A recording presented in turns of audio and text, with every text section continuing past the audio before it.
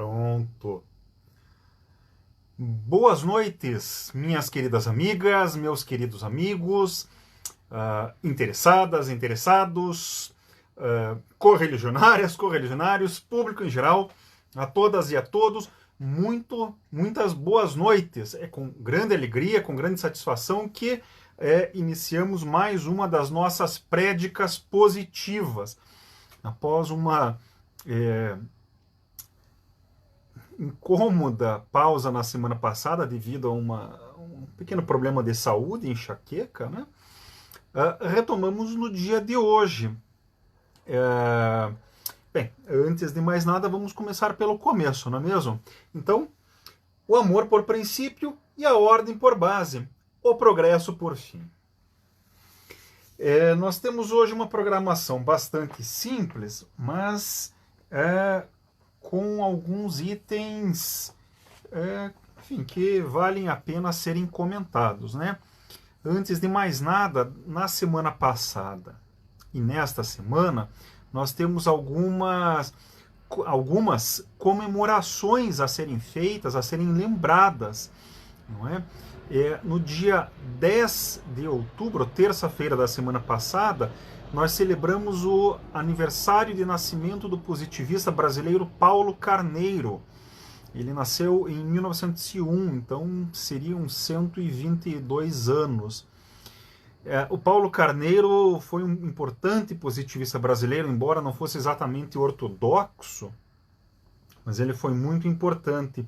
Ele era químico de formação, ganhou uma bolsa para estudar em Paris, estudou lá durante muitos anos e, enquanto estudava, trabalhava lá, iniciou-se a Segunda Guerra Mundial e aí ele se viu impedido de voltar para o Brasil.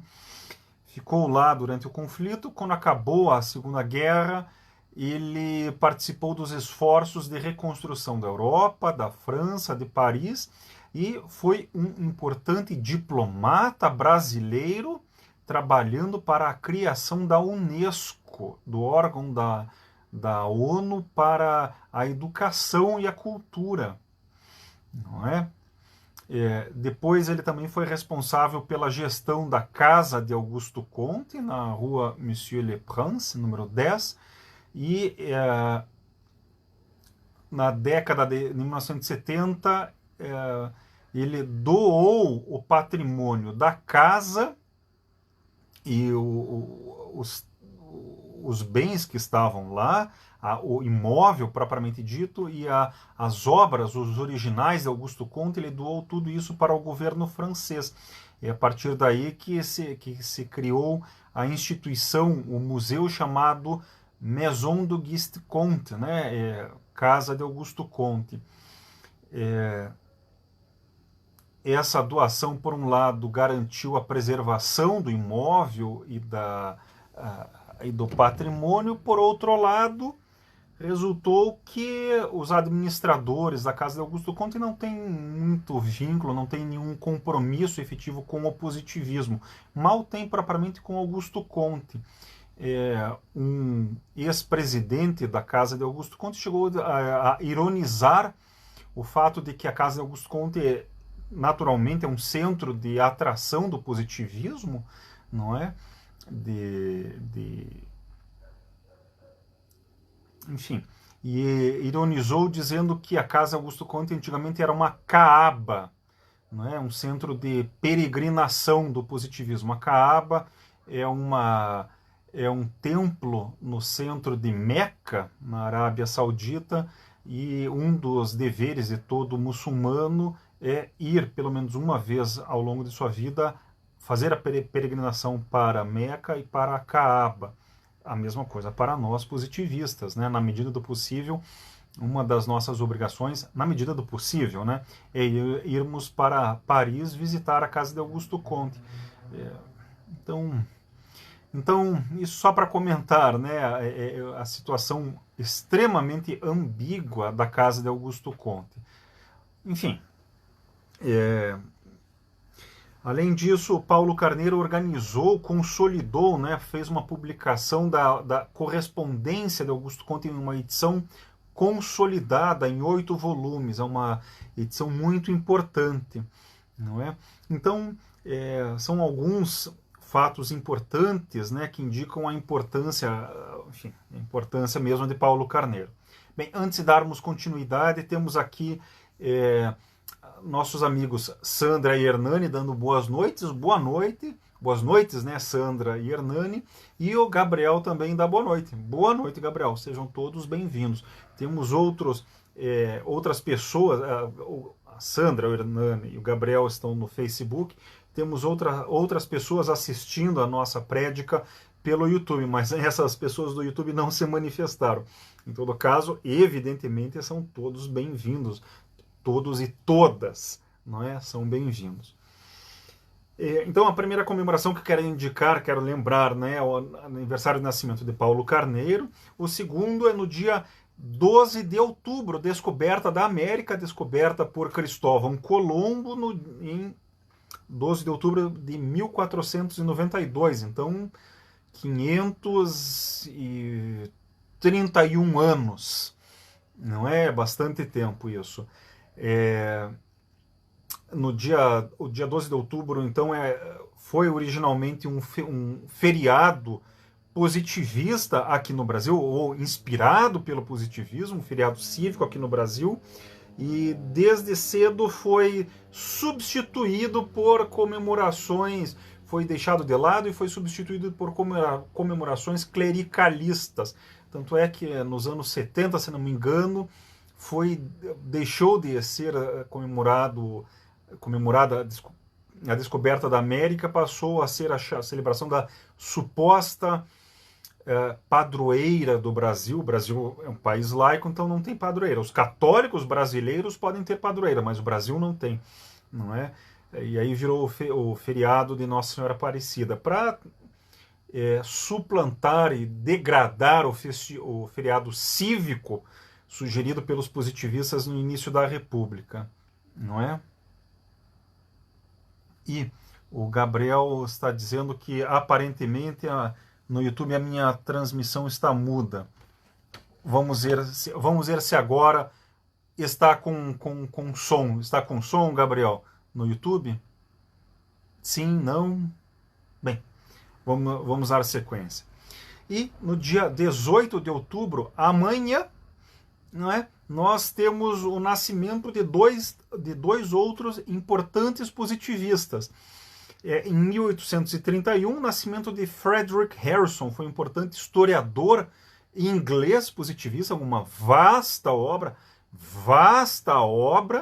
não é? O Harrison foi discípulo do Richard Congreve, foi discípulo, mas acabou se afastando no final.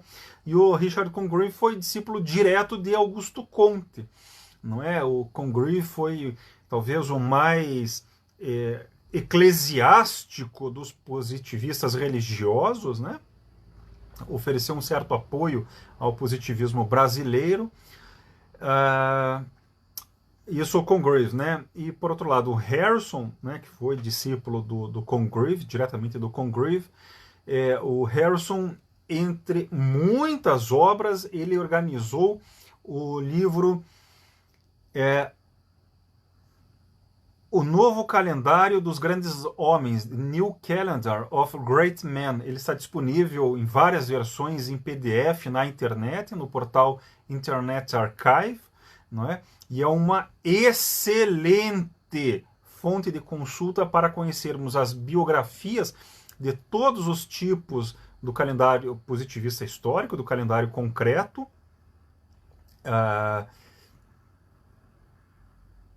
O Gabriel disse que ainda está mudo no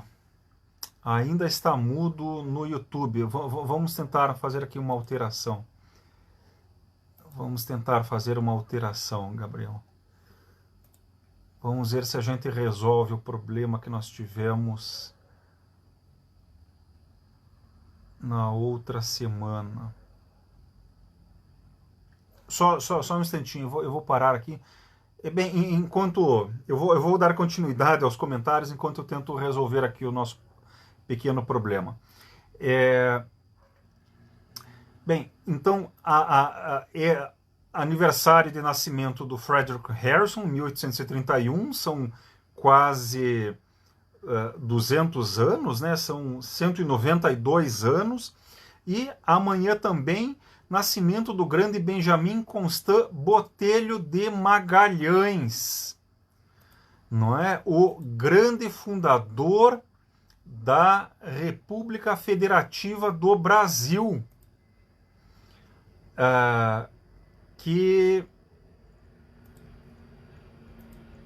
o grande fundador da República Federativa do Brasil em 1889, não é? Benjamin Constant nasceu em 1836, não é? E faleceu em 1891, não é? 2 anos após a proclamação da República.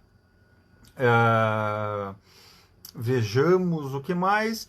E é isso, né? Então, grandes nascimentos, né? 3 nascimentos e a descoberta da América. Isso tudo ao longo desta semana, da semana passada e desta semana. Então, isso em termos de comemorações. Além disso, nós temos aqui um motivo de profundo lamento como positivistas religiosos, como cidadãos, como membros da humanidade. Nós temos que lamentar o início de mais uma guerra no mundo, de uma guerra localizada, mas cujos efeitos sobre o mundo são evidentemente gigantescos. Não é? A guerra que começou no dia 7, há 10 dias, entre Israel e o grupo Hamas, que controla a faixa de Gaza. A faixa de Gaza ali é um pedaço de terra, né, que fica ali entre Israel e o Egito, tem 41 quilômetros de extensão e enfim, é um retângulo, né, com 41 quilômetros e lados, né, que variam, retos, né, que variam entre 6 e 12 quilômetros. Tem 2 milhões e meio de habitantes, e o grupo Hamas, que é um grupo que prega a extinção do Estado de Israel, devido a devido ao desenvolvimento de um acordo entre Israel e a Arábia Saudita. O Hamas decidiu, com o apoio do Irã, atacar Israel. A política externa israelense é de reagir com extrema violência a todos esses ataques.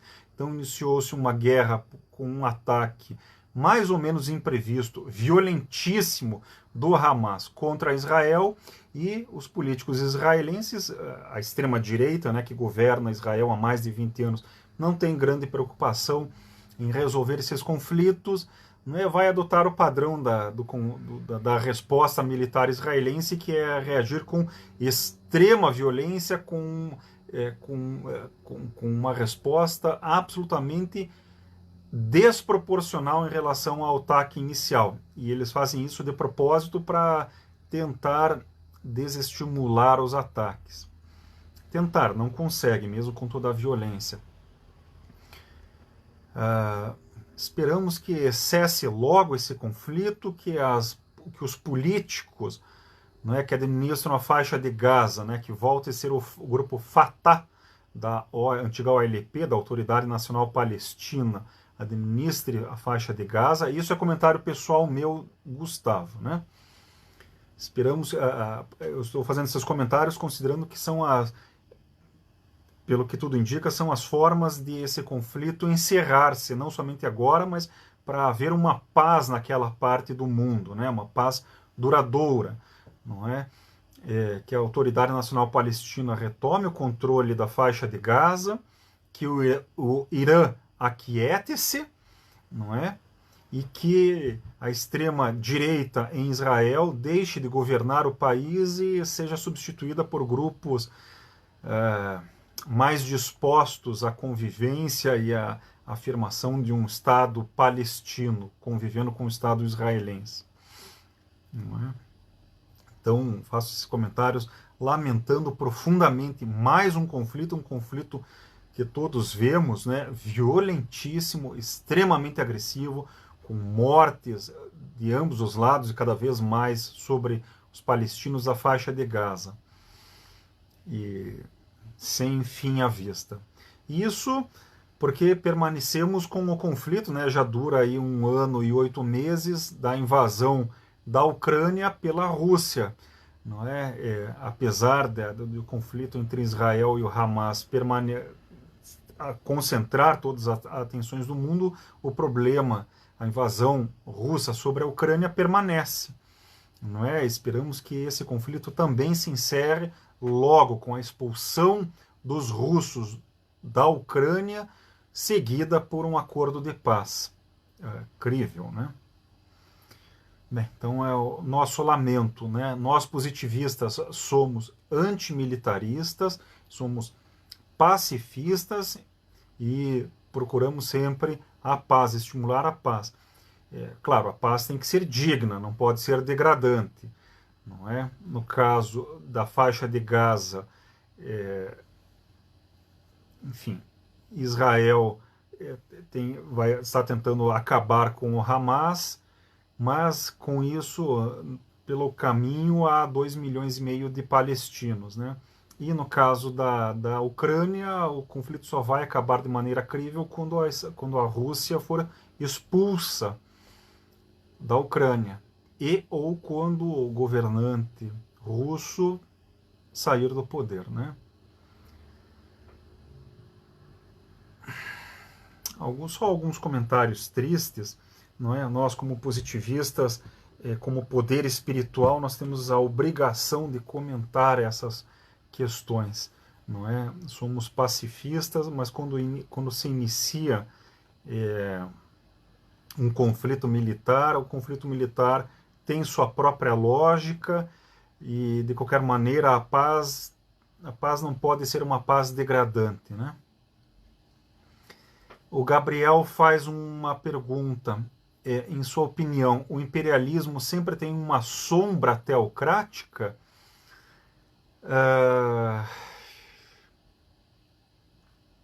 Teocrática não, mas eu acho que o imperialismo sempre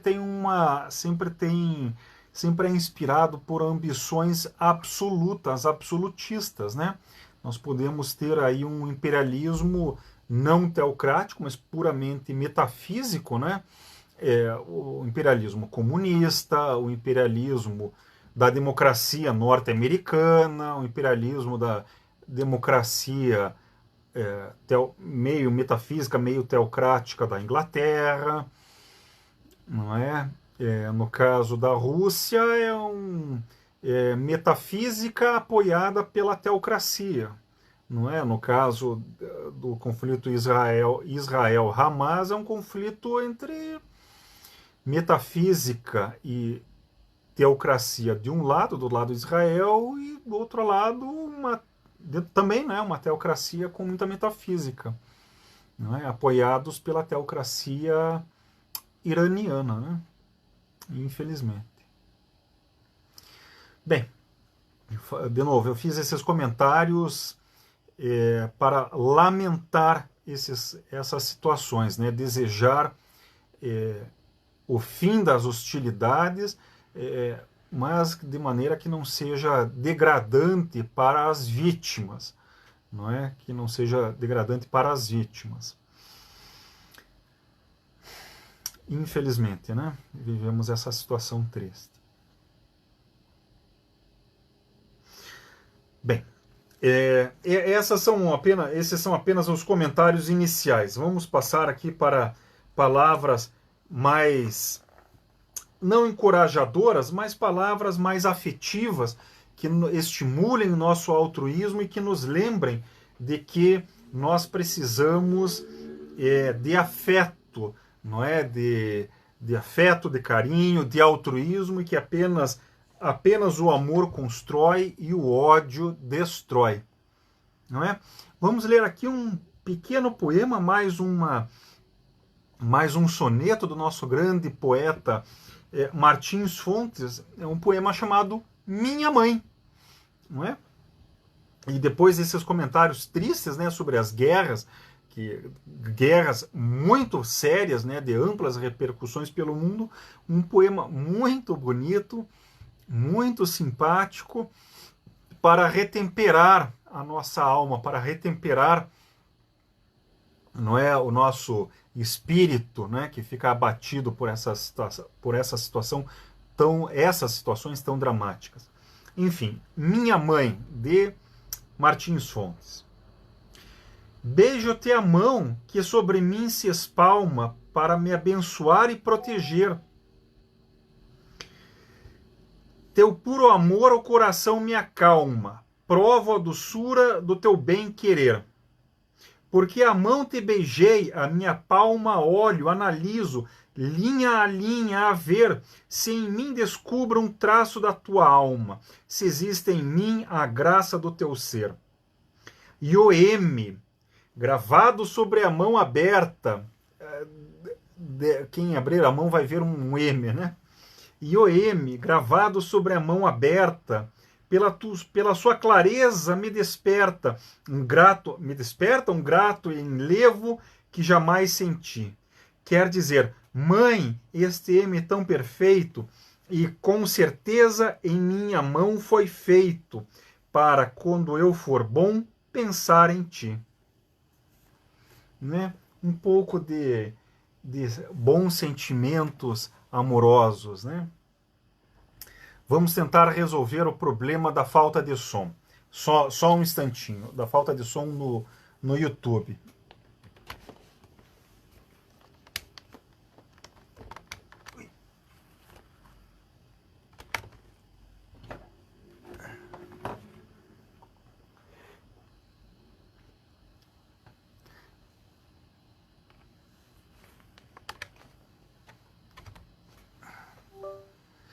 Vamos ver, só um instantinho.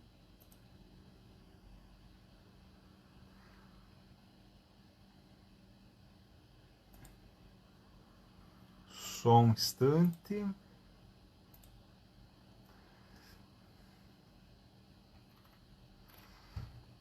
Vamos ver aqui.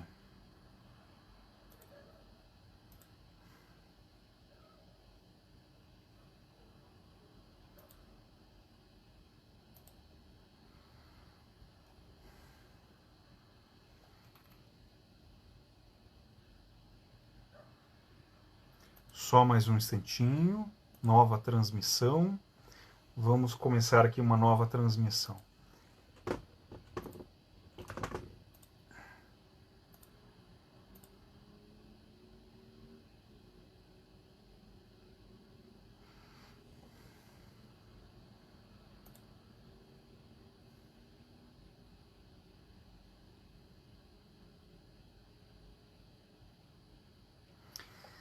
Quem está me acompanhando pelo YouTube, podem confirmar se estão ouvindo o som? Não é? Eu iniciei uma nova transmissão pelo YouTube. Estão acompanhando? Conseguem ouvir?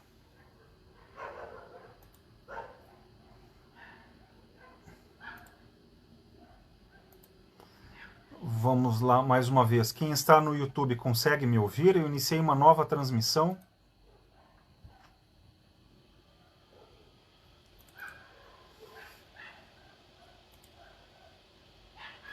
Alô?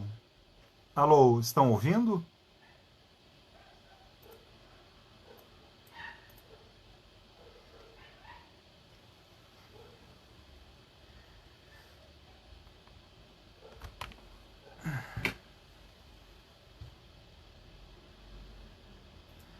Alô, quem está no YouTube está me ouvindo?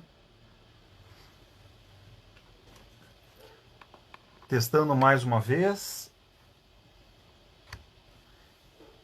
Quem está no YouTube está me ouvindo? É uma situação difícil, né? Parece que não resolvemos esse problema.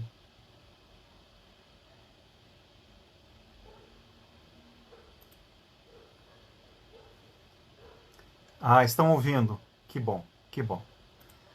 Então, vamos lá. Bem, então, lido o poema de Martins Fontes, vamos dar continuidade, vamos continuar mesmo, né? a leitura comentada do Catecismo Positivista em sua 8ª conferência.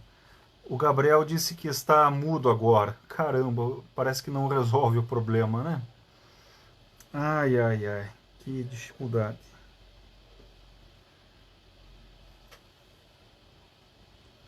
Vamos ver agora. E agora, estão ouvindo?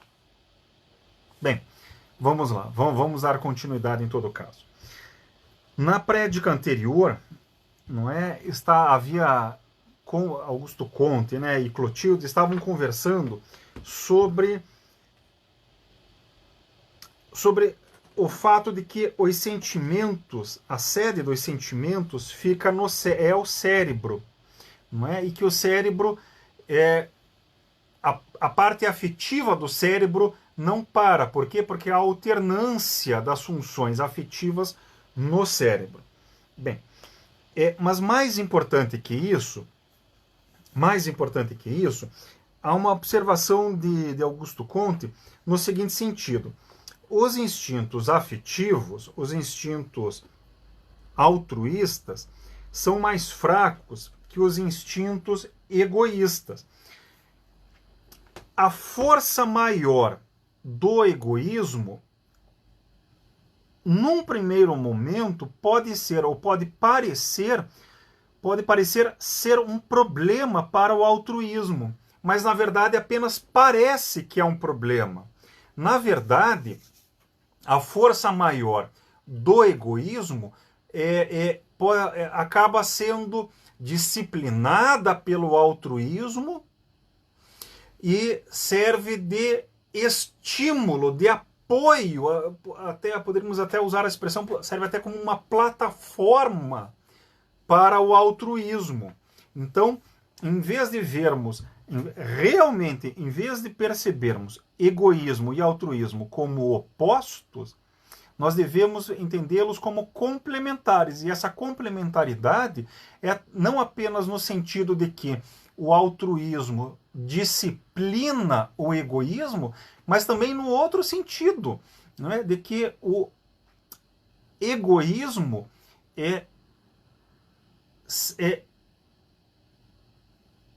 serve de base, não é? Serve de apoio, serve de reforço para o altruísmo, não é? Então não é apenas a orientação altruísta do egoísmo, é também o apoio que o egoísmo dá para o altruísmo. É algo muito interessante isso, não é? É o que nós poderíamos chamar de uma engenharia moral, não é? Uma maneira de entender como é que se dão essas relações e de conduzi-las de maneira a melhorar a nossa natureza. Não é? Nós podemos simplesmente estimular o egoísmo e deixar de lado o altruísmo. Ou nós podemos estimular o altruísmo e usar a força do egoísmo para esse objetivo. É isso que Augusto Conte afirma e propõe. Não é?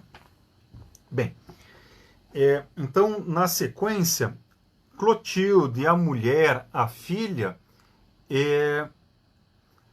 sugere o seguinte, comenta o seguinte: ao contrário da minha observação precedente, eu fico surpreendida, meu pai, por ver a linguagem apresentar-se como uma função distinta no quadro cerebral, em vez de ser considerada um produto do conjunto das funções sacerdotais, das funções intelectuais. O sacerdote então responde: esse erro, minha filha, resulta de que você confunde a aptidão especial para criar sinais artificiais com os resultados determinados pela digna subordinação dessa aptidão às outras forças mentais.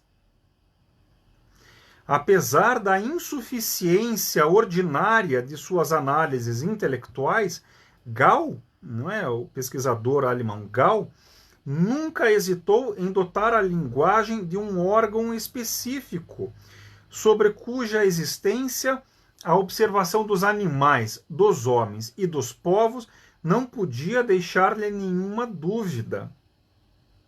Então, o que Augusto Comte está observando é que uma coisa é considerar a possibilidade de criar sinais específicos, de criar linguagens escritas. Outra coisa é perceber que o ser humano em particular, mas os animais superiores e as aves também, e todos os povos, têm a capacidade de se comunicar. E essa comunicação se baseia na existência de um órgão específico para a linguagem. É essa a argumentação de Augusto Comte. Bem, antes de dar continuidade, eu estou incomodado, eu estou insatisfeito com o problema do som. Não é? Eu pensei que a gente conseguiria resolver, não conseguimos. Não é? Então eu farei o seguinte, eu vou suspender o vídeo, a transmissão pelo YouTube. Eu vou escrever ali no chat que eu vou suspender e ficaremos hoje, de novo, infelizmente, apenas com a transmissão pelo Facebook. Só me deem um instantinho para eu escrever isso. Não é? Por aqui encerraremos a transmissão pelo YouTube. Ficaremos apenas no Facebook.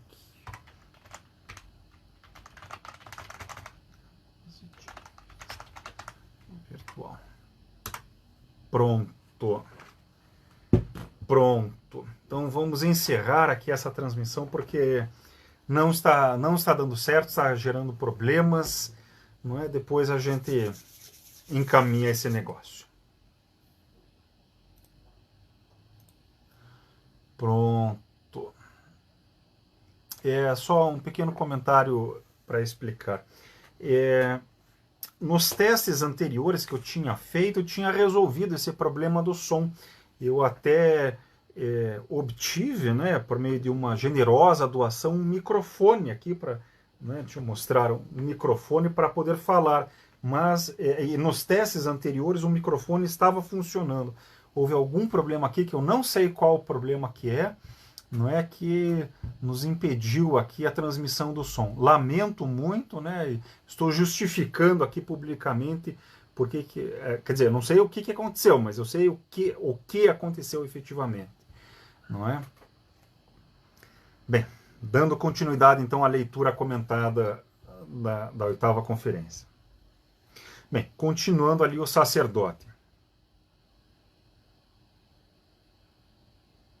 Quando fica entregue a si mesmo, sem nenhuma disciplina cerebral, como vemos com frequência nas doenças, e algumas vezes até no estado de saúde, a atividade direta da linguagem não produz senão uma pura verbiagem, né? Uma pura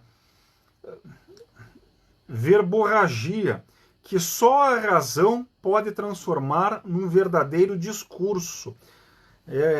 Provavelmente é o que os evangélicos aqui no Brasil chamariam do dom das línguas, não é? De pronunciar palavras sem nenhuma coerência, né? Produzir sons aparentemente com algum sentido, né? Aparentemente. Em outros casos, pelo contrário, a atonia excepcional desse órgão impede a transmissão dos pensamentos mais bem elaborados. Além disso, nós devemos não confundir nos animais a função própria da linguagem com seus instrumentos vocais, que nem sempre lhes correspondem.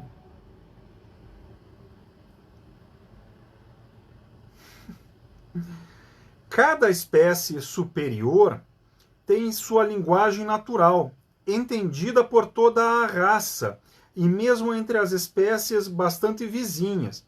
Porém, os meios físicos de comunicação permanecem com frequência muito imperfeitos.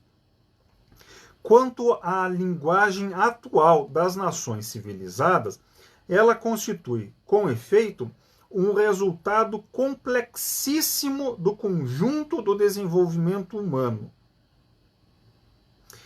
Entretanto, a primeira origem da linguagem reside também no órgão cerebral que dispõe a criar, por qualquer espécie de meios, sinais artificiais, sem nenhuma preocupação direta das comunicações mentais ou morais que por esse modo possam ser efetuadas.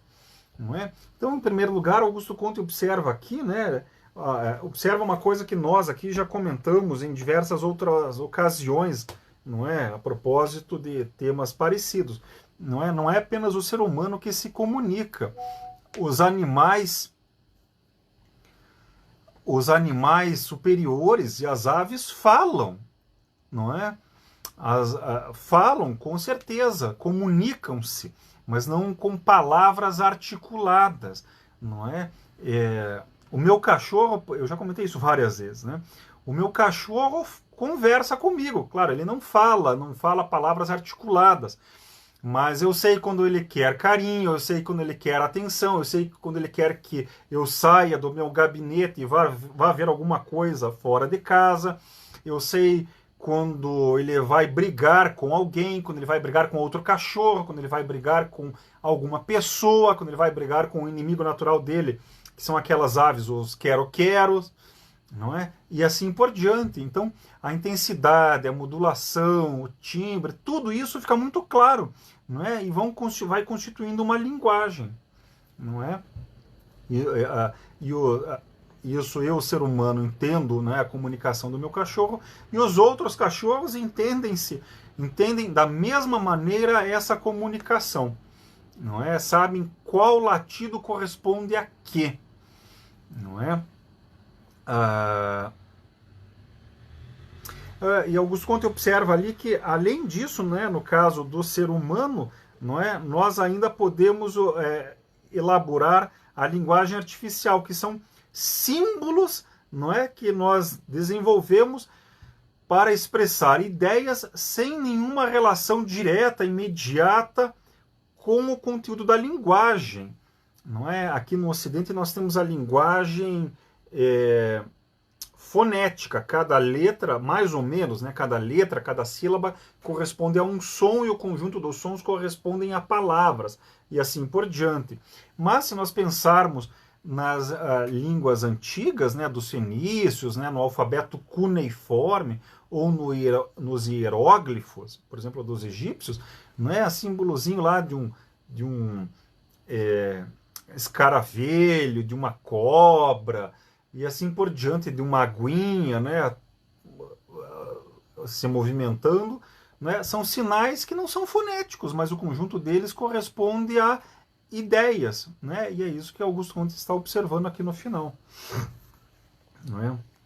Bem, aí a mulher Clotilde, a filha, comenta então na sequência: a fim de completar essa importante apreciação, eu peço ao meu pai que me indique o uso geral que eu deverei fazer do quadro cerebral quando eu tiver estudado suficientemente. O sacerdote, então, responde: você só poderá possuí-lo, né, possuir o quadro cerebral bem, minha filha, mediante uma aplicação contínua. As mulheres exercitam-se habitualmente em descobrir, em nossos atos e discursos, os sentimentos e os pensamentos que verdadeiramente inspiraram, não é? Nos nossos atos e nossos discursos. Considere, sobretudo, o quadro cerebral como uma forma geral de aperfeiçoar bastante esse ofício feminino, não é? Ou seja, esse esforço, né, de determinar os sentimentos e os pensamentos nos atos quaisquer, nos nossos atos quaisquer, nos nossos discursos quaisquer. Você reconhecerá com frequência que a alma humana não é impenetrável. O cérebro pode, assim, tornar-se um livro inalterável, que poderá ler apesar de todos os artifícios da dissimulação. Completando essas observações individuais pela comparação das nações bastante distintas e até dos animais facilmente apreciáveis, você poderá terminar, né, essa iniciação na teoria positiva da natureza humana. Porém, a fim de evitar ou corrigir enganos muito simples, muito fáceis, cumpre sempre considerar que a maior parte dos resultados observáveis, tanto intelectuais como morais, não é? A maior parte dos resultados provém do concurso das várias funções cerebrais. Raramente cada uma das funções cerebrais pode ser observada isoladamente.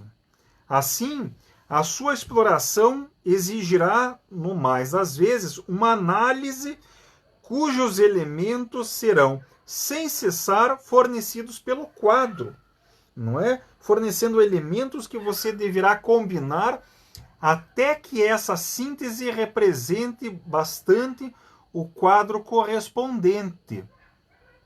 Por exemplo, a inveja resulta de uma combinação entre um instinto destruidor e qualquer um dos outros 6 instintos egoístas, sob o influxo de um secreto sentimento da inferioridade pessoal, tanto mental como moral. Existem, portanto, 6 tipos de inveja, conforme o segundo elemento, né, além do instinto destruidor, conforme o segundo elemento seja a cobiça, na luxúria e assim por diante. Antes de seguirmos adiante, ali 2 comentários. Primeiro, o Paulo Henrique, não é, dá boa noite, comentando ali, chegando atrasado. Não há problema, Paulo. Chegando atrasado, mas chegando ainda assim. É isso que nos importa, né? Boa noite, bem-vindo, né? O Paulo ali faz um comentário. Quanto à linguagem dos animais, os mamíferos, de maneira geral, parecem perceber as emoções por meio dos neurônios espelhos, com que usualmente explicamos mais rotineiramente aquela famosa propagação de um bocejo em um grupo de pessoas, não é? Então, o mecanismo é aquele: um animal faz uma coisa e o outro mais ou menos copia. Por meio dessa cópia, ele acaba entendendo a ação do outro.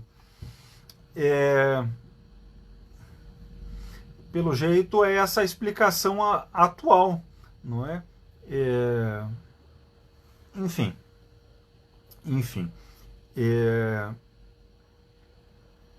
Pessoalmente, eu acho que o meu cachorro entende meus tons, e ele sabe modular os latidos deles, não é? Isso com muita clareza, mesmo, não é? Eu poderia até filmar algum dia para ir identificando os tipos de sentimentos deles. Há outros. O Paulo ali faz um comentário importante. Obrigado por esse comentário adicional. Ele fala que é mais detalhado, né? Mais detalhada a atuação dos neurônios espelhos. Não seria imitação, seria ou é empatia. Muito bem. Então não é mecanicista, né? Um animal faz uma coisa, o outro faz aquela coisa e aí percebe, né, o que o outro está fazendo, não é? Não é a percepção dos sentimentos dos outros e as suas intenções. Perfeito. Obrigado pelo comentário. Obrigado mesmo, Paulo. Ok. Não é bom comentário.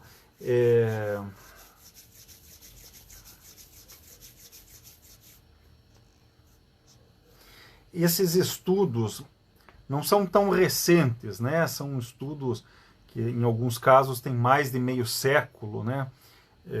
Alguns têm mais de 150 anos, não é? Bem mais de 150 anos, né? Passando passando por Augusto Comte e Gall, né, indo lá para Darwin e para estudos sobre os instintos e assim por diante, são muitas pesquisas realmente muito interessantes. Infelizmente, eu, pelo menos da minha parte, como tenho que tratar de várias questões, acabo não consegui ainda, né, estudar esse tema em particular, que é central para nós, né? Nós já nos referimos a ele em diversas ocasiões. Em todo caso, novamente, muito obrigado pela contribuição, Paulo. É uma sugestão, é uma observação, né? Uma explicação muito útil, muito construtiva, e não é apenas uma explicação, mas é também uma orientação, né, para estudos a respeito disso, né? Realmente obrigado. Bem, retomando aqui o comentário. O quadro cerebral resume tudo quanto há hoje de verdadeiramente demonstrado, hoje, né, 1850, né, de verdadeiramente demonstrado na teoria positiva da natureza humana.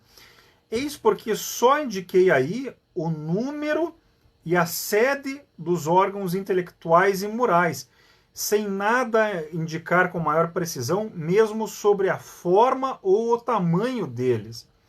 Só um estudo objetivo, que ainda não está instituído convenientemente, quer dizer, um estudo que ainda não se realizou, não se realizou com a amplitude e com a profundidade adequada, né? Só um estudo objetivo é que pode completar essa teoria subjetiva do cérebro, determinando a constituição de cada um desses órgãos. Cumpre, porém, não dar importância exagerada a esse complemento, né, sobre o tamanho e a forma dos órgãos específicos do cérebro. Então, cumpre não ligar importância exagerada a esse complemento, sem o qual a doutrina cerebral pode preencher bastante bem o seu principal destino, como prova aqui o catecismo positivista. O Paulo faz ali mais um comentário. Ali.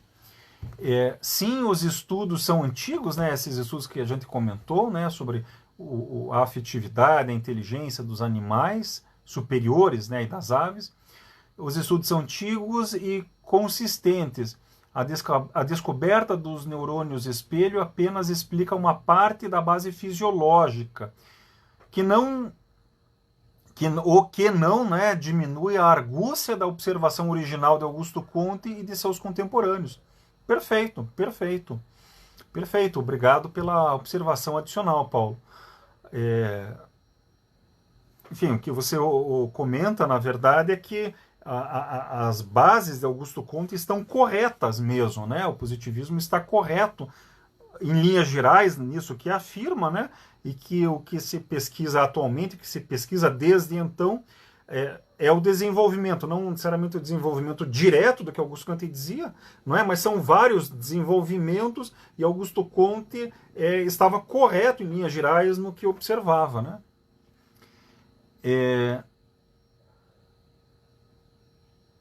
O Gabriel faz ali uma observação. O ser humano é o animal mais inteligente do planeta, porém é também o mais afetivo.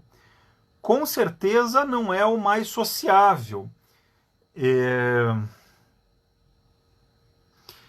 É o mais inteligente, não é? Aquele que desenvolveu a inteligência, não apenas a partir da sua base biológica, o ser humano desenvolveu a sua inteligência, mas a partir da base biológica, o ser humano foi desenvolvendo historicamente, não é? Historicamente.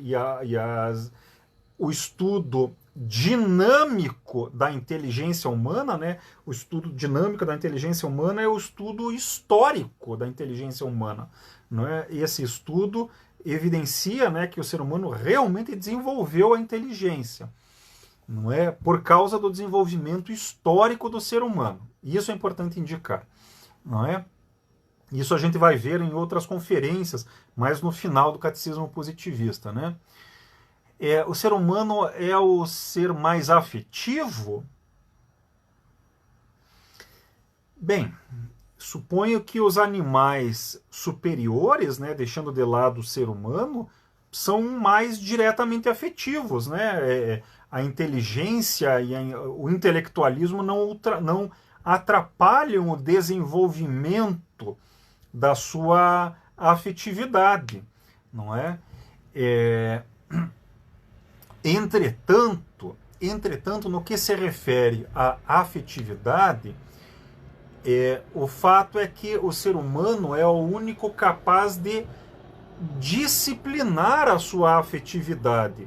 É o único ser capaz de entender como é que se manifestam e se organizam os seus sentimentos, as suas emoções, e que é capaz de orientar a expressão dos sentimentos e das emoções.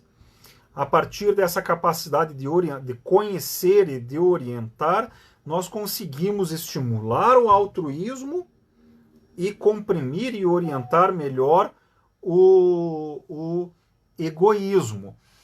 Bem, a solução do problema humano nós realizamos por meio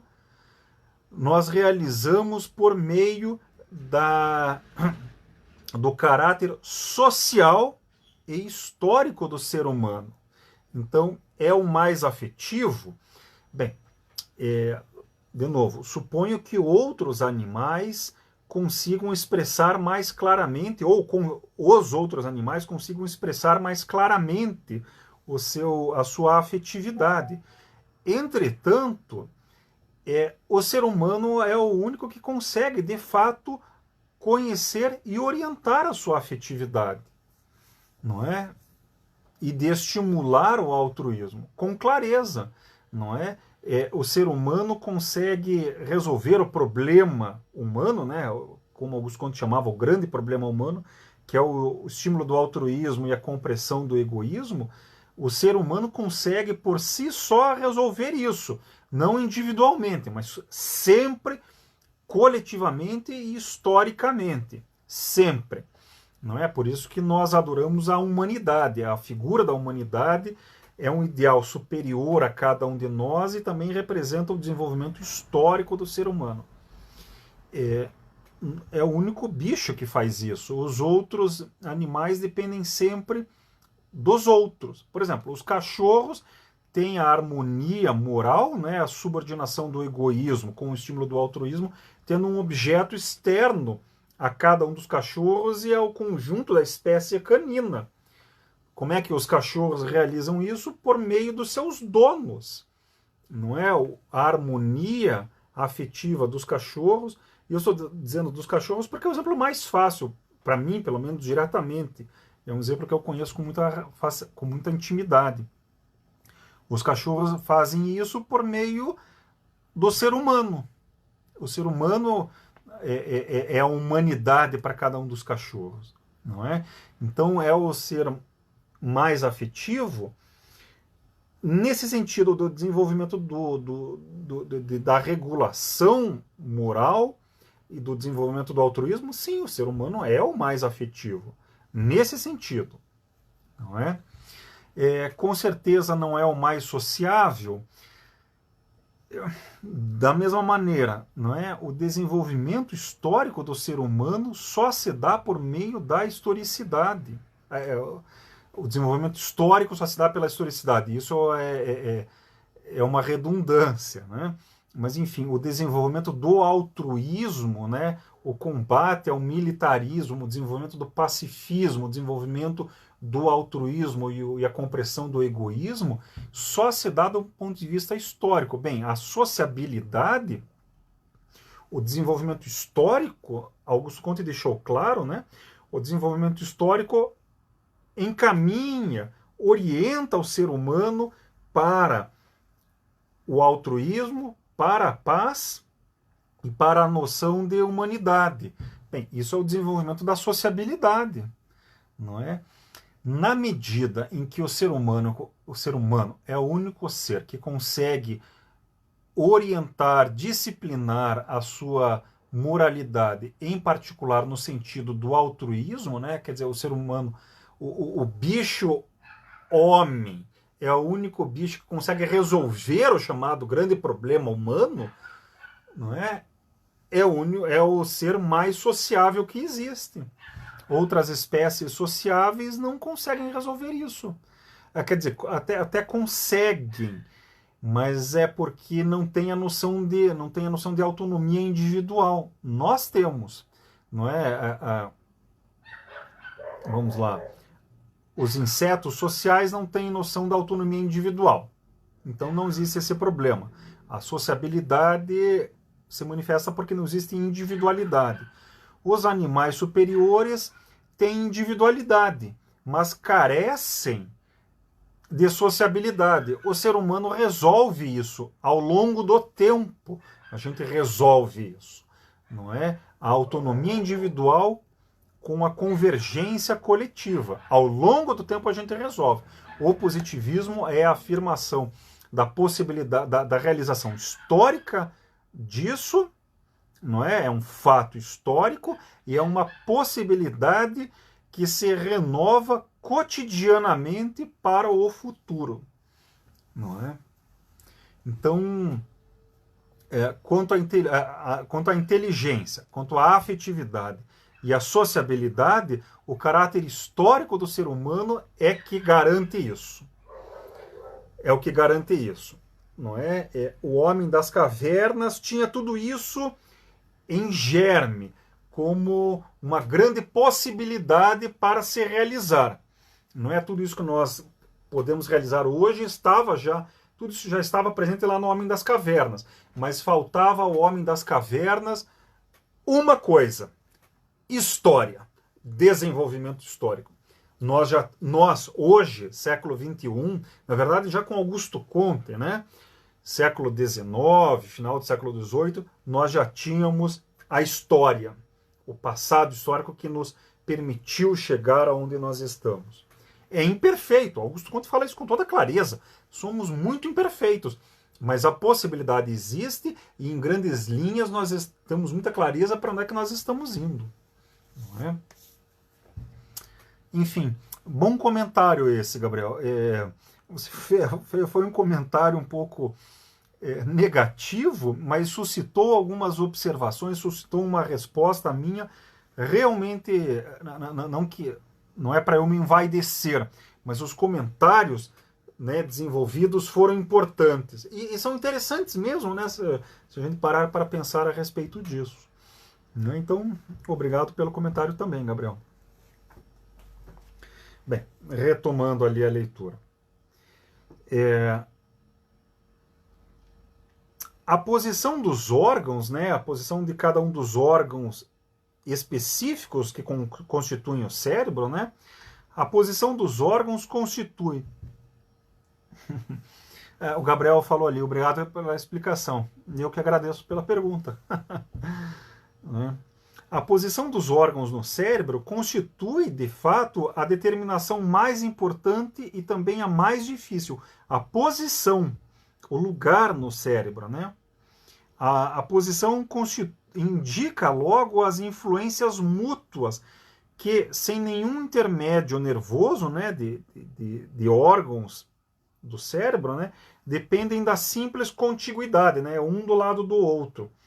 É assim que facilmente podemos explicar as relações de uma outra forma, ininteligíveis e, no entanto, incontestáveis, entre, por exemplo, o instinto sexual e o instinto destruidor.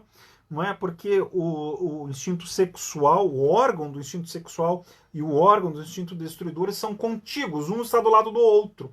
Não é? Essa proximidade física estabelece relações entre eles e essa relação acaba tendo efeitos práticos.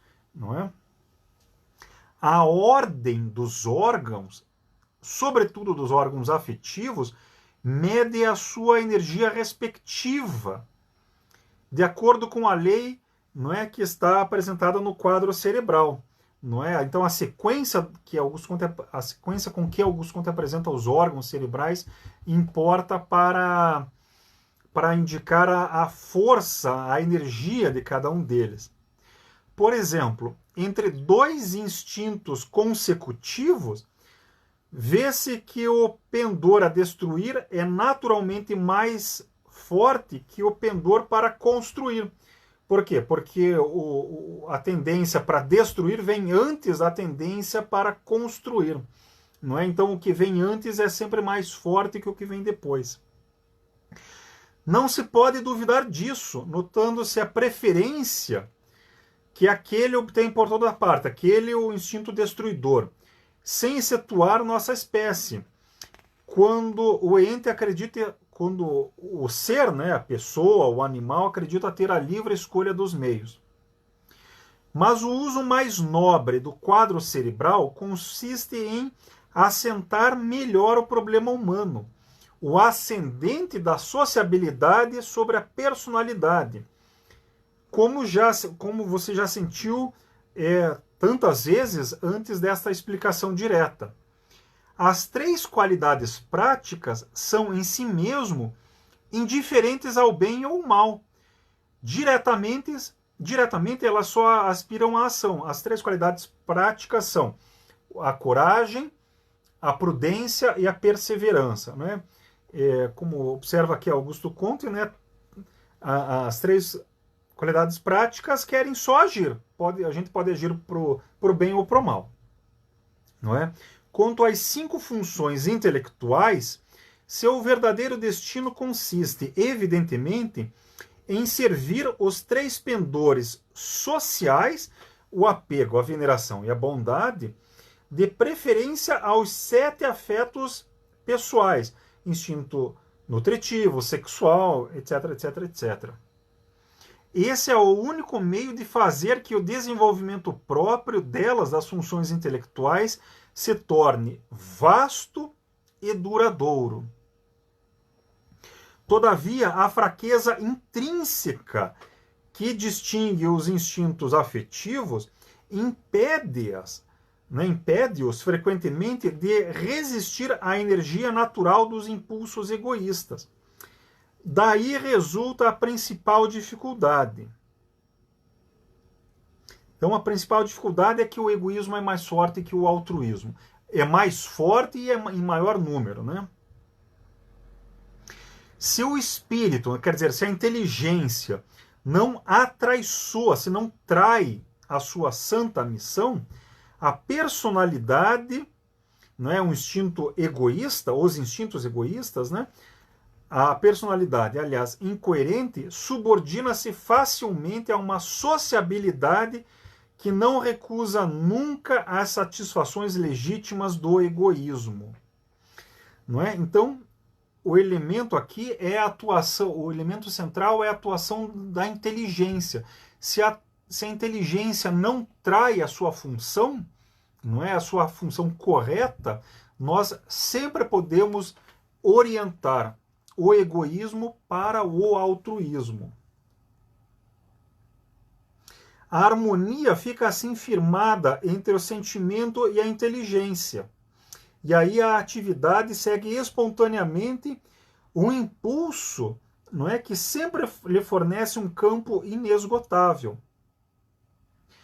Tudo, afinal, então, depende de uma combinação profunda entre os 2 órgãos contíguos, né, que ficam lado a lado, que presidem, respectivamente, o principal instinto simpático e o espírito sintético. Né? Então, Augusto Comte está dizendo que o principal instinto simpático é apego, veneração e bondade. Então, o principal instinto simpático é a bondade. Ela fica do lado do órgão cerebral responsável pelo espírito, pela visão de conjunto, pela visão sintética. Como os dois ficam um do lado do outro, as suas relações são diretas. Representando cada uma das 3 regiões cerebrais pelo seu órgão preponderante, a fórmula sagrada do positivismo acha-se naturalmente gravada em qualquer cérebro, pois que ela prescreve a harmonia habitual de 3 órgãos adjacentes. Então, a nossa fórmula, o amor por princípio, a ordem por base e o progresso por fim, quando nós fazemos este sinal, nós estamos indicando os 3 principais órgãos, os principais órgãos de cada uma das 3 partes da natureza humana. O amor, o apego, a ordem, a visão de conjunto, e o progresso é a perseverança. Não é? A mulher então comenta, a filha, né? Pelo conjunto dessa conferência e da conferência anterior, eu reconheço, meu pai, que o dogma positivo é suficiente agora para o governo espiritual da humanidade, como você já me fizera pressentir na nossa 6ª conferência, quer dizer, 2 conferências anteriores, 2 capítulos atrás, né? A sua natureza profundamente relativa não lhe permite a imobilidade própria ao caráter absoluto do dogma teológico. Mas essa pretendida imutabilidade acaba realmente na morte, ao passo que as modificações graduais do positivismo são sintomas certos de uma vida tão duradoura quanto a de nossa espécie. Sem esperar os seus aperfeiçoamentos inesgotáveis, eu sinto o dogma, né, bastante elaborado para dirigir hoje a reorganização ocidental. O sacerdote comenta, né, o pai Augusto Conte comenta em seguida. Essa convicção final, né, de que o dogma positivo está elaborado já o suficiente, né, para a reorganização ocidental, essa convicção final permite, então, minha filha, proceder agora à explicação. Primeiro geral, depois especial, do regime, que constitui diretamente o objetivo final de toda a iniciação positiva, em que o dogma e mesmo o culto são apenas preparatórios. Depois de ter apreciado o positivismo como uma verdadeira religião, primeiro do amor, em seguida da ordem, nós devemos então reconhecer nele também a única religião plenamente conveniente para o conjunto do progresso humano, sobretudo moral. Não é? Então, muitos comentários, né, nesses 2 últimos parágrafos, mas entre muitos comentários, 2 aqui merecem particular ênfase. O primeiro é que comenta ali Clotilde, a filha, observa que o conjunto do dogma positivo, conforme, da maneira como Augusto Conte estabeleceu em 1850 até 1857, as concepções científicas estabelecidas por Augusto Conte, o entendimento da realidade afirmado por Augusto Conte, a filosofia elaborada a partir disso tudo, esse conjunto de concepções científicas e filosóficas, aquelas concepções, não é, estabelecidas ali por volta de 1850, é um pouco depois, né, até um pouco depois, na verdade, aquelas concepções científicas e filosóficas, aquelas concepções já bastavam, como já bastam, para a reorganização do Ocidente, para a direção da sociedade. Não é que nós não possamos acrescentar ao positivismo novos elementos. Evidentemente nós podemos, muitas vezes a gente até deve, não é, incluir. Mas o fato é que os conhecimentos científicos, conforme foram elaborados até 1850, 57, aquelas concepções e a filosofia elaborada a partir dali já bastavam, como já bastam para a reorganização ocidental. Isso quer dizer que as atualizações do positivismo, em termos científicos, as atualizações do positivismo são apenas isso, atualizações de concepções científicas, atualizações de dados, de algumas concepções. A orientação moral já estava já estava garantida com as concepções de 150 anos atrás. As concepções fundamentais do positivismo já estavam estabelecidas. O que veio depois de Augusto Comte são correções, atualizações, desenvolvimento. São coisas importantes, mas são secundárias em relação ao principal. O que é o principal? A filosofia capaz, necessária para a reorganização da sociedade e para resolver o problema humano. Não é? Então, essa é a primeira ideia. Essa ideia é realmente fundamental. Fundamental. E a segunda é que nós concluímos com isso a parte do dogma positivo, né? Deixa eu até mostrar aqui, não é? Terminamos aqui a parte do dogma, vamos começar na semana que vem o regime. Bem, nós vimos qual que é o caminho que nós vimos até agora. O positivismo é a religião do amor com o culto e com a afirmação do amor. Com o estudo do dogma, é a religião que estuda e que entende a ordem do mundo e do ser humano. Com base no amor, conhecendo a ordem, nós podemos realizar e desenvolver o progresso na atividade prática. Então é o amor por princípio e a ordem por base, o progresso por fim. Com os sentimentos altruístas, a partir dos sentimentos altruístas, com o conhecimento da realidade, nós podemos melhorar essa realidade. O amor, a ordem e o progresso. Na semana que vem, a gente começa a terceira parte do Catecismo Positivista com a explicação do regime na 9ª conferência. Não é? Então, falamos bastante hoje, vamos ter coisas muito interessantes a partir da semana que vem. Bem, isso em termos aqui do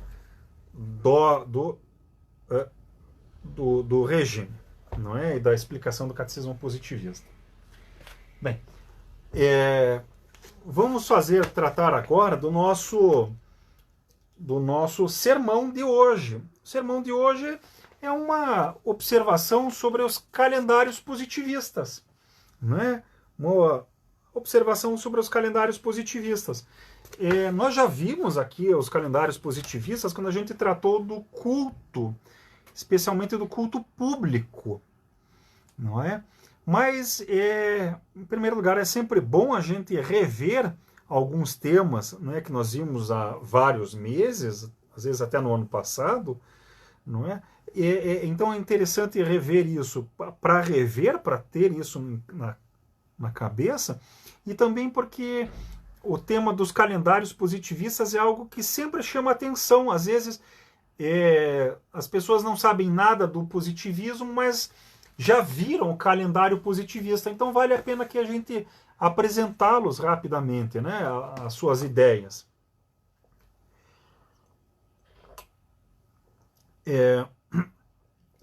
E, infelizmente, quando muitas vezes as pessoas veem o calendário positivista, veem não como uma forma de entender o ser humano, mas veem como uma anedota, né, como uma curiosidade meio esquisita, meio idiosincrática, né? Desculpem. Né? Um monte de nomes que estão ali porque Augusto Comte achava legal, alguma coisa assim. Bem, o calendário positivista não é nada disso, não é uma mera coleção de nomes, e não é simplesmente um monte de nomes juntados e organizados para Augusto Comte de acordo com as manias de Augusto Comte. Não é nada disso. Certamente é uma coleção de nomes, mas não são quaisquer nomes, não são organizados de qualquer maneira, e não são nomes selecionados e organizados com base em mania, em maluquice pessoal. Nada disso, não é? São dois calendários, não apenas um, são dois, não é? Organizados para estimular o altruísmo, para estimular o que há de melhor no ser humano, né? As nossas ideias, a nossa sociabilidade, o nosso altruísmo, a visão de conjunto, a noção de história, né? A noção de que nós devemos tudo que nós temos àqueles que vieram antes de nós. Geralmente a gente pensa no que há de ruim, mas nós temos que considerar que se nós podemos melhorar as nossas condições, é porque houve pessoas que trabalharam para o melhoramento do ser humano. E essas pessoas principalmente vieram antes de nós, não é? Então é por isso e para isso que existem os calendários positivistas, e é para apresentar rapidamente um pouco as concepções sobre os calendários que nós estamos fazendo aqui um sermão sobre os calendários, né?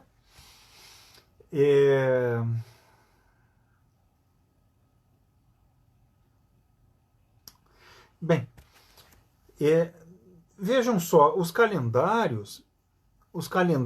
qualquer calendário tem dois objetivos, basicamente. O mais básico, o mais rasteiro, é marcar a passagem do tempo. Não é? É marcar a passagem do tempo. Mas o que é mais importante é que, a partir dessa passagem do tempo, não é? Nós realizamos necessidades cultuais. Nós estimulamos os nossos sentimentos a partir da passagem do tempo. Não é? O calendário estabelece festas, celebrações, momentos em que nós devemos nos resguardar, nos fechar na família ou nos fechar em nós mesmos para refletirmos, para pensarmos nos bons sentimentos, no que fizemos de bom, de mal e assim por diante, não é?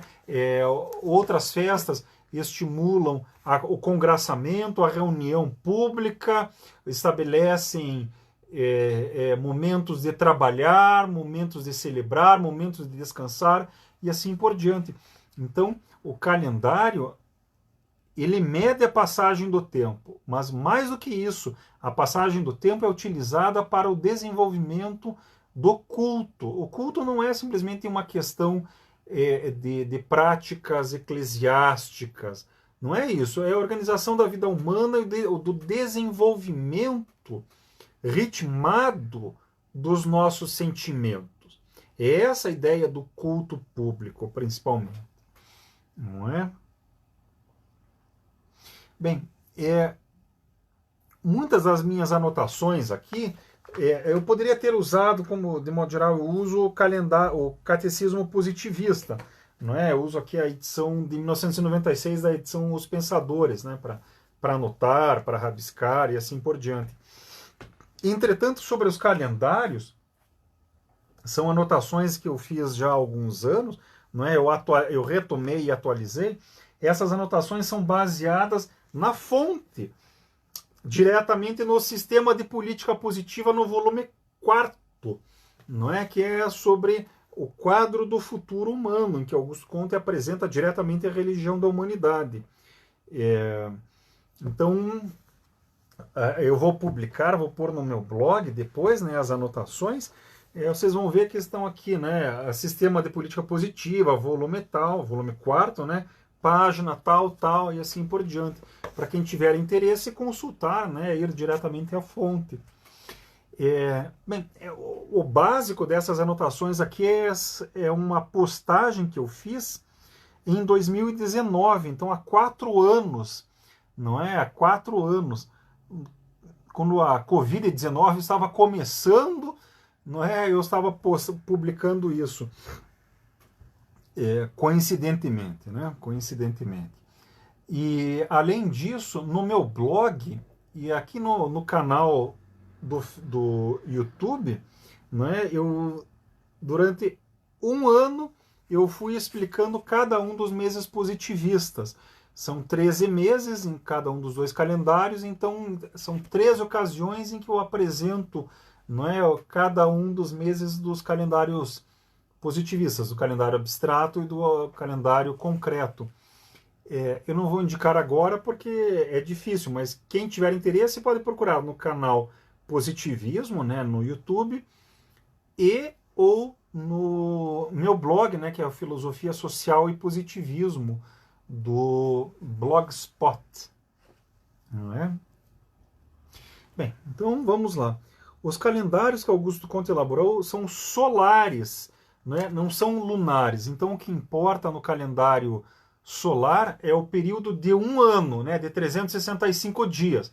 No meio desses 365 dias, mais ou menos, mais menos que mais, não é? Nós temos ali também a duração das fases lunares. Não é? Há uma certa coincidência, mas uma coincidência muito fraca, muito imperfeita. Não é? O que importa é que são calendários solares. Não é? O ano é dado, o que importa é o ano, são os 365 dias, basicamente. E não os 12 ou 13 meses dados pelas 4 fases da Lua. O ano solar, né, ele é uma prática unânime no Ocidente, né? E o calendário solar ele permite combinar os dois movimentos da Terra. A Terra ao redor de si mesma, a rotação, né, dá os dias, não é? E a volta da Terra ao redor do Sol, a translação, que dá o ano, não é? Os calendários positivistas, como a gente sabe, né, eles são compostos por 13 meses. Cada um desses 13 meses tem 4 semanas. Cada uma dessas semanas tem 7 dias. Então isso dá 364 dias. Falta um dia, que é o dia complementar. Não é? Esse dia é dedicado à Festa Universal dos Mortos. Nos anos regulares, nós temos então 364 dias, o último dia é a Festa Universal dos Mortos, nós celebramos todos os mortos convergentes, não é?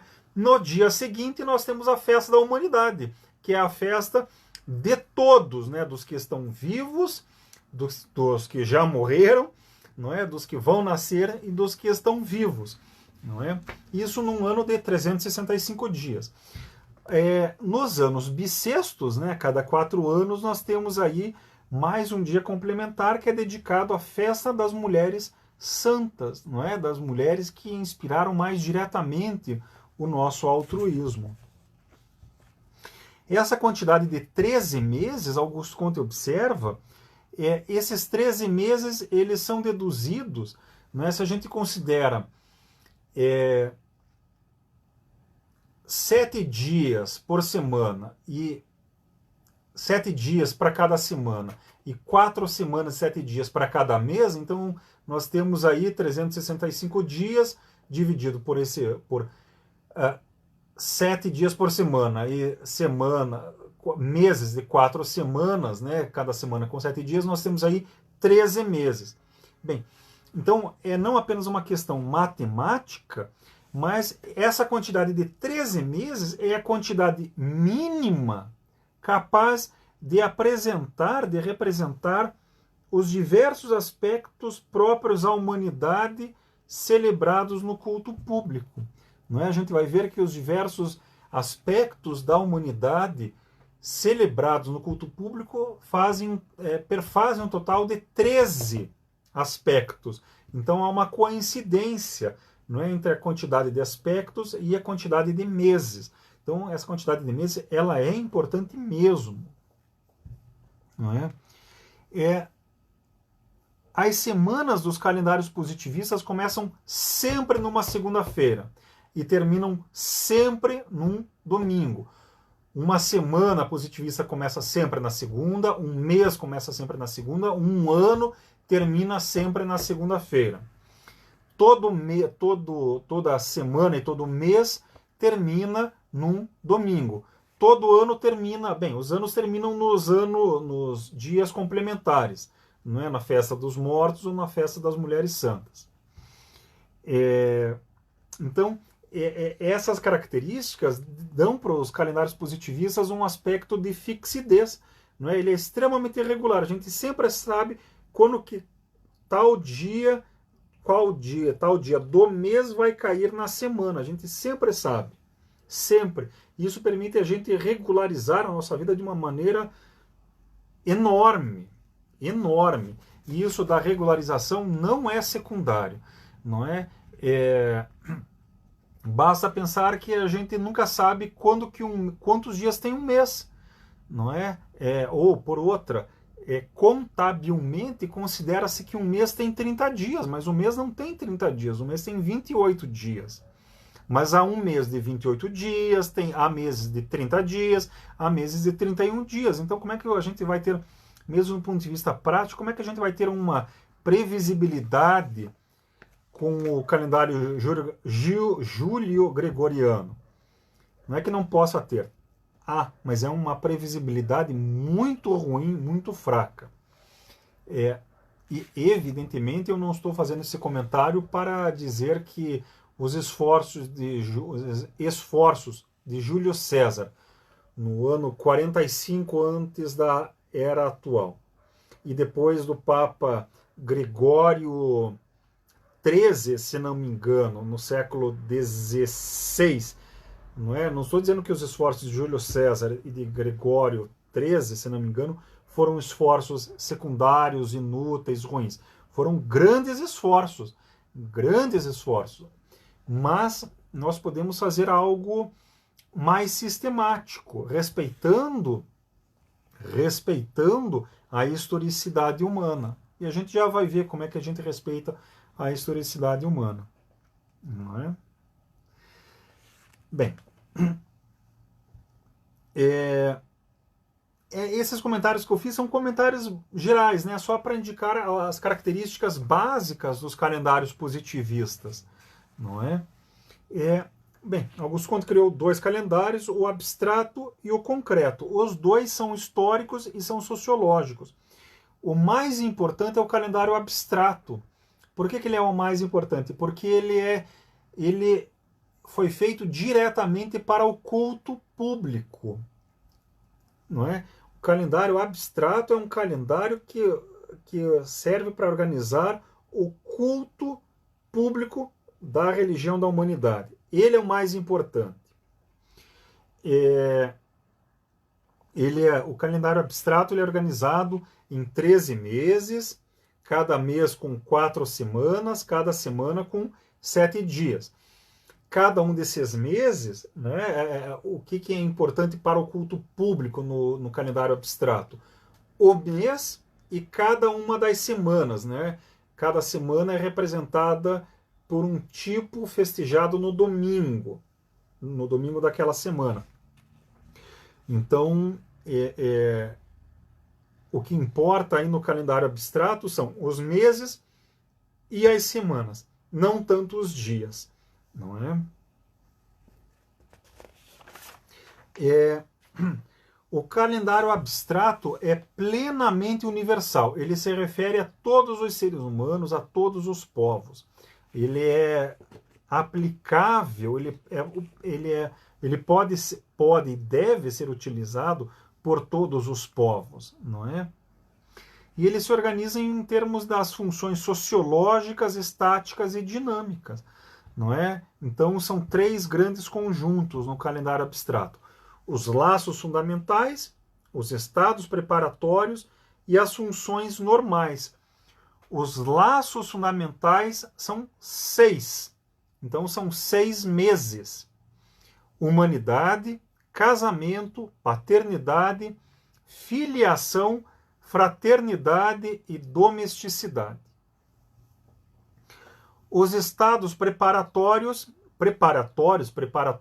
ao longo da história da humanidade, né? Os estados preparatórios são 3, então são 3 meses: o fetichismo, o politeísmo e o monoteísmo. As funções normais da humanidade, não é, são 4, então são 4 meses. A mulher, a providência moral; o sacerdócio, a providência intelectual; o patriciado, a função prática, e o proletariado, a providência geral. Não é? Então nós temos 6 mais 3 mais 4, 13. 13 meses. Não é? os laços fundamentais, os estados preparatórios e as funções normais apresentam aspectos históricos, sociológicos e morais.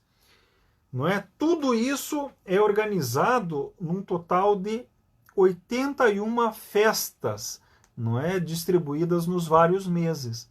Não é? Então nós temos a festa da humanidade, que inicia o ano, seria o dia 1º de janeiro, ou primeiro da humanidade, ou primeiro de Moisés, dependendo do calendário que a gente utiliza, né? E as várias festas de cada um dos meses, de cada uma das semanas. Bem, isso sobre o calendário abstrato. Não é? O calendário concreto é o mais conhecido. Não é? Como a gente comentou, né, o objetivo dele é o culto e é a marcação do tempo. Mas, além disso, ele tem funções didáticas. Tem um objetivo didático de explicar, de ensinar para o público muitas coisas. O calendário abstrato, ele serve para o culto, ele ensina muito, mas ele serve para o culto, ele serve para estimular nossos sentimentos. O calendário concreto, ele serve para estimular sentimentos, ele serve para marcar o tempo, mas ele serve também para desenvolver ideias, para dar ideias, para estimular ideias nas pessoas. Não é? Quais são essas ideias? O que é esse aspecto didático? Né? É apresentar para o grande público, né, os principais agentes da evolução humana, de modo a afirmar e desenvolver a noção de continuidade histórica. O objetivo do calendário histórico é o mais importante objetivo, é desenvolver a noção de continuidade histórica, a noção de que nós estamos onde nós estamos hoje, porque muitas gerações, muitas pessoas atuaram antes de nós, contribuindo para o melhoramento, para o desenvolvimento do ser humano. Não é? O ser humano é o que é, acima de tudo, por causa da continuidade histórica.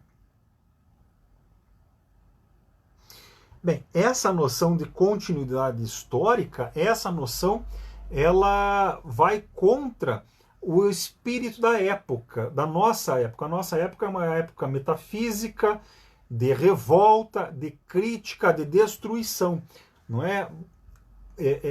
Basta ver a noção, para a gente ter clareza de que a nossa época é uma época metafísica, destruidora, crítica, basta ver que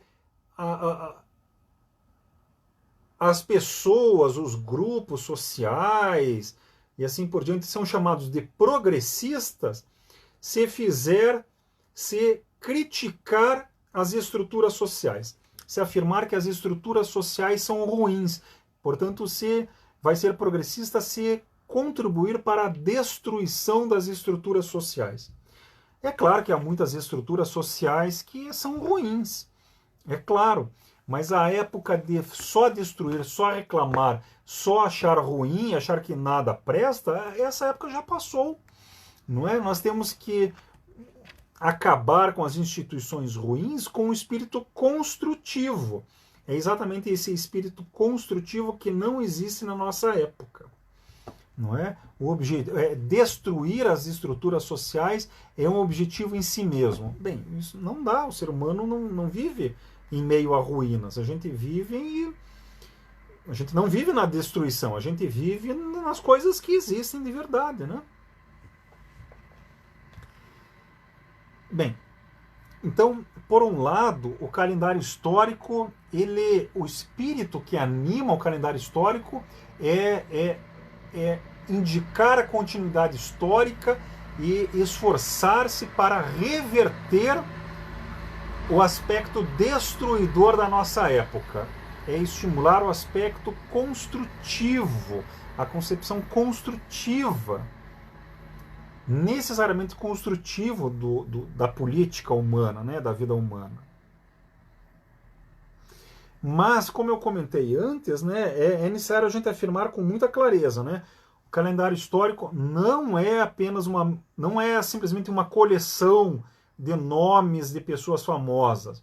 Ele nem é também uma coleção de nomes juntadas e organizadas de acordo com as manias de Augusto Comte. Não é nada disso. Há critérios claros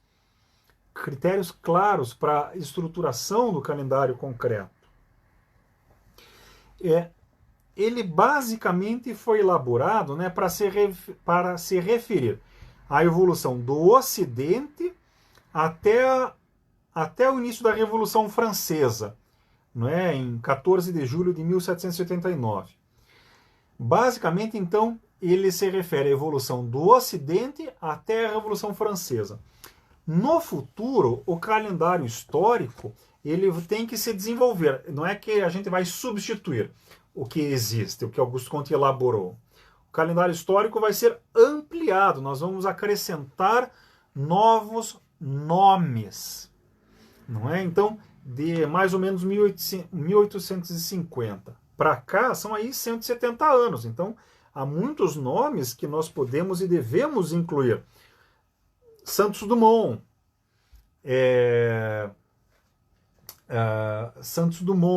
o Alan Turing, Pasteur, quem sabe, não é? Eu sempre tenho muito respeito, acho que merece entrar o Winston Churchill, até o Franklin Delano Roosevelt, e assim por diante. São nomes que nós devemos acrescentar ao calendário positivista. Não é? Então, nós vamos acrescentar para atualizar, né? Atualizar no sentido de incluir novos nomes, e também de acrescentar elementos das outras civilizações, de outras partes da humanidade. Então, por exemplo, o almirante Henrique Batista Oliveira sugeria que nós deveríamos incluir o ex-presidente da Índia, o Nehru. É um sobrenome, é um nome que começa com J, Nehru. Eu não vou tentar pronunciar porque eu não sei pronunciar. É o Jawaharlal Nehru. O almirante Henrique sugeria o Nehru como um representante da política contemporânea, da política indiana, não é? Algum político chinês, não é? Fugiu o meu nome, mas talvez, quem sabe, estou chutando, palpitando aqui, o líder chinês que organizou a transição da China comunista da época do Mao Tse-tung para uma regularização da vida econômica do país, o Deng Xiaoping. Estou chutando, por exemplo, não é? E assim por diante, não é? Líderes, o Nelson Mandela, não é? Como um representante dos povos africanos, em particular dos povos que buscavam a descolonização e a emancipação da própria África, não é? É um nome que deve ser levado a sério com muito carinho, com muito respeito, não é? São alguns exemplos, não é? Bem, o calendário concreto, não é? Ele apresenta, em linhas gerais, muito gerais, a teocracia inicial, que é o mês de Moisés, e as 3 grandes fases da evolução ocidental. Então, nós temos um mês de Moisés, que é a síntese absoluta inicial da teocracia. Aí nós temos a antiguidade, não é? A antiguidade com a inteligência da Grécia e a atividade prática com Roma. São aí 4 meses. Homero, a arte antiga, Aristóteles, a filosofia antiga, e Arquimedes, a ciência antiga. E aí nós temos a atividade militar antiga com César, não é? E a atividade antiga, a atividade militar antiga não é a guerra por si só. É a guerra, como diziam os romanos, eles faziam a guerra para levar os hábitos da paz, não é? A história romana tem 3 fases, né? Monarquia, república e império. A fase da monarquia e da república é de guerra conquistadora. A fase do império é basicamente de guerra. Havia guerra de conquista, mas basicamente era guerra defensiva, de defesa, não é? Em que o império estava constituído e a questão era a organização, a manutenção da paz interna, não é? Então nós temos a teocracia com Moisés, nós temos a antiguidade, né, com 4 meses, temos a Idade Média com a afetividade, são 2 meses, né? São Paulo, o catolicismo, e Carlos Magno, o feudalismo, né? A cavalaria, não é? E aí nós temos a modernidade, não é? A crise própria, a transição da teologia, da guerra e do absoluto para a positividade, para o pacifismo e para o relativismo. São 6 meses. Dante, a epopeia moderna, Gutenberg, a indústria moderna, Shakespeare, o drama moderno, Descartes, a filosofia moderna, Frederico II, a política moderna e Bichat, a ciência moderna, né? São 6 meses. O fetichismo não é representado aí no calendário positivista, não tem nenhum mês específico do fetichismo. Por que não? Porque não necessariamente é impossível identificar por nome, não é, os grandes artistas, os grandes pensadores, os grandes líderes do fetichismo. O fetichismo de épocas antigas, né, de épocas remotas, o fetichismo aconteceu há muitos milhares de anos, de 20 mil anos para trás, né, e como eram basicamente povos nômades, não ficaram registros mesmo, não é, dos líderes, dos pensadores, dos artistas, dos poetas fetichistas. É devido a esse azar histórico a que não há nenhuma referência do fetichismo histórico, não é? Nós podemos hoje incluir líderes dos povos fetichistas. Por exemplo, nós temos a Sônia Guajajara, que é ministra dos povos indígenas aqui do Brasil. Ela tem nome e sobrenome, não é? Um povo fetichista, não é? Bem, como eu comentei, né, nos 2 calendários, no abstrato e no concreto, nós temos o dia suplementar, a festa universal dos mortos, e o dia bissexto, a festa geral das mulheres santas, não é? Esses dias são neutros, né? Eles são neutros no sentido de que eles não correspondem a nenhum dia da semana e não integram nenhum mês, não é? Com esses 2 dias neutros, né, os calendários positivistas são eternos e regulares, né, como a gente comentou antes. Bem, para os dois calendários, mas especialmente para o calendário histórico, para o calendário concreto, Augusto Conte definiu 2 contagens de tempo. A primeira é relativa à transição revolucionária. A outra é relativa à era normal. Com a contagem de tempo relativa à transição revolucionária, nós temos clareza de quanto tempo se passou desde que a transição revolucionária extrema começou no Ocidente.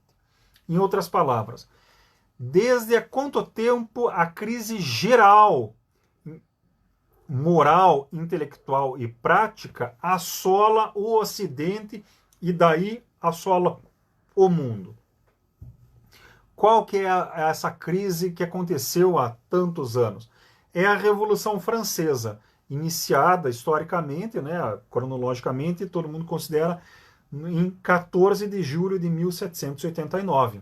Então, 1789 é o ano 1 da transição revolucionária, não é? Nós estamos no ano 235 da transição revolucionária. Nós estamos há 235 anos na transição extrema da revolução, não é?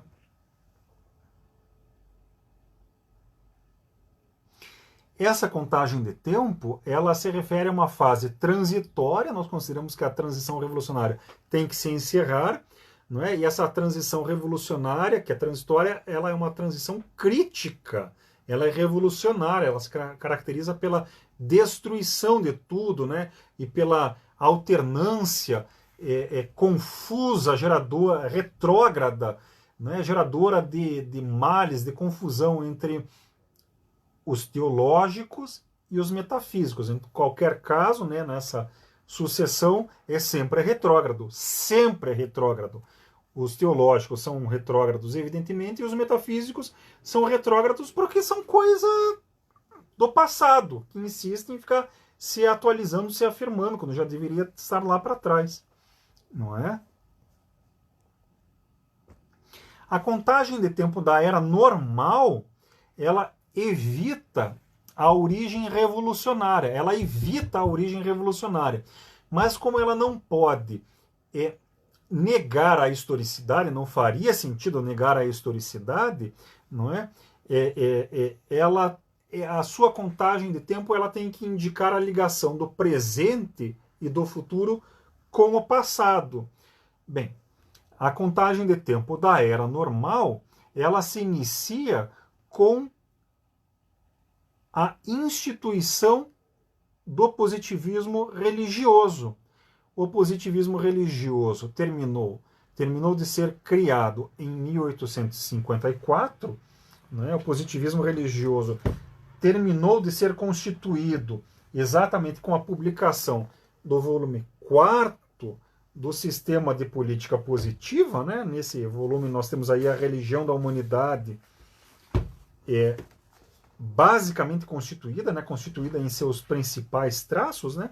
Então, se em 54 o positivismo terminou de ser constituído em seus traços gerais, o ano seguinte é o ano 1 da Era Normal. Então, a Era Normal começa em 1855. Não é?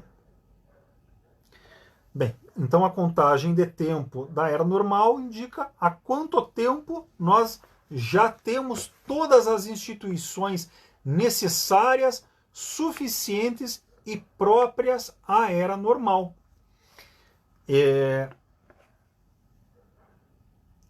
O atual ano de 2023 no calendário júlio-gregoriano, o atual ano de 2023, corresponde ao ano 235 da transição revolucionária. Faz 235 anos que se iniciou a transição extrema do Ocidente, não é? Uma transição que insiste em se manter, uma transição que insiste em continuar. Mas nós estamos no ano 169 da Era Normal. Há 169 anos, não é? Nós temos já todas as condições para encerrar a transição revolucionária e viver na Era Normal, em que o grande problema humano se resolve. Já se resolveu, não é? Em que sentimentos, inteligência e atividade prática atuam de maneira harmônica entre si, desenvolvem o altruísmo e comprimem o egoísmo. Bem, a última observação que eu faço aqui é a seguinte. No volume 4º ali da Política, Augusto Comte, na página 375, Augusto Comte observa o seguinte. Eu vou ler a tradução, né, a minha tradução. Os padres da humanidade devem, então, na Era Normal, não é, quando o positivismo estiver já atuando, os padres da humanidade devem, então, se ver como já situados no porvir, no futuro, que eles anunciam e preparam, ao desenvolverem em relação aos povos e a seus chefes quaisquer costumes tão distantes da sedição quanto do servilismo. Ali a primeira frase. Os padres da humanidade devem se ver como já situados no futuro que eles anunciam e preparam. Então, os sacerdotes da humanidade, mesmo que continuem vivendo na grande transição, devem se perceber como vivendo na era normal.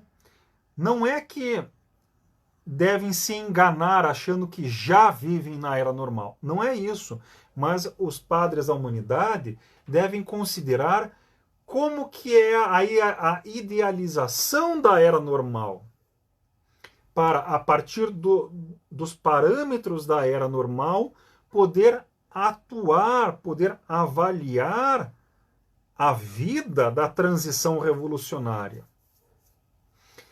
Nós positivistas, religiosos e os sacerdotes da humanidade em particular, devem hoje, desde hoje, considerar como que é a era normal e, a partir dessa consideração, avaliar a política, a vida, os sentimentos, as ideias que nós vivemos hoje. A partir dos parâmetros da era normal, nós aconselhamos, sugerimos, referendamos ou criticamos o que acontece hoje, ao aconselharmos, sugerirmos, referendarmos, criticarmos a partir da era normal, nós orientamos a sociedade atual, a política atual, na direção da era normal. Bem, é a partir dessa sugestão que eu pessoalmente, uso como na numeração das minhas prédicas, não o ano 235, né, para este ano, para 2023, eu não ponho 235, porque ele se refere à transição revolucionária. Eu uso 169 para afirmar a era normal, para afirmar que eu adoto os parâmetros da era normal para julgar, avaliar e atuar na nossa sociedade. Ao julgar, avaliar, atuar na nossa sociedade com os parâmetros da era normal, eu auxilio a resolução da transição. Eu auxilio a humanidade a caminhar um pouquinho mais rapidamente para a era normal. Então, eu estou fazendo essa observação para justificar, não é? Por que eu uso 169 para este ano em vez de 235. Bem, aqui nas minhas anotações, eu incluí aqui na sequência o calendário abstrato e na sequência o calendário concreto. Eu não vou ler tudo que está aqui, porque não faz sentido. Mas eu colocarei no meu blog essas anotações para quem quiser consultar, não é? Agora, depois, amanhã, ano que vem, daqui a 10 anos e assim por diante, né? Então, um pouco de divulgação e de esclarecimento. Bem, espero que tenham gostado dessa prédica, né? Tivemos ali dificuldades técnicas no início, eu espero conseguir resolver finalmente isso para a prédica da semana que vem. Ainda assim, foi uma prédica longa, né? Concluímos uma conferência do Catecismo Positivista. Eu espero que tenham gostado aqui do nosso sermão sobre os calendários positivistas, não é? Eu não esgotei o assunto, mas apresentei ali alguns elementos que sempre geram dúvidas, geram algumas confusões, alguns preconceitos, né? Procurei esclarecer, orientar. Espero que tenham gostado, que tenha sido esclarecedor, que tenha sido útil e que seja proveitoso para todas e para todos, não é? Curtam, deem o like, compartilhem, recomendem, curtam, deem o like, compartilhem e inscrevam-se no canal, não é? Espero todos os positivistas sinceros, não é? Estão sempre à disposição para responder dúvidas, aconselhar, orientar todas as pessoas de boa fé. Quem tem boa fé, nós sempre estamos disponíveis, não é? Daqui a pouco, amanhã, semana que vem, mês que vem, daqui a 1 ano, 10 anos, 80 anos, enquanto houver positivistas, e sempre haverá positivistas, nós sempre estamos dispostos, não é? Sempre estamos disponíveis para aconselhar, ouvir, aconselhar, opinar, esclarecer, não é? Bem, a todas e a todos, espero encontrá-los novamente na semana que vem, na nossa prédica, quando a gente vai começar ali a 9ª conferência sobre o regime no calendário positivista. Considerando a lamentável guerra entre Israel e Hamas, o sermão da semana que vem será uma exposição sobre o militarismo, ou melhor, sobre o antimilitarismo positivista, e uma exposição e uma defesa do nosso pacifismo, não é? Então, mais uma vez, espero todas e todos na semana que vem, espero que tenham gostado da nossa prédica, inscrevam-se, compartilhem, deem um like e boas noites e bom descanso. O amor por princípio e a ordem por base, o progresso por fim. Até logo!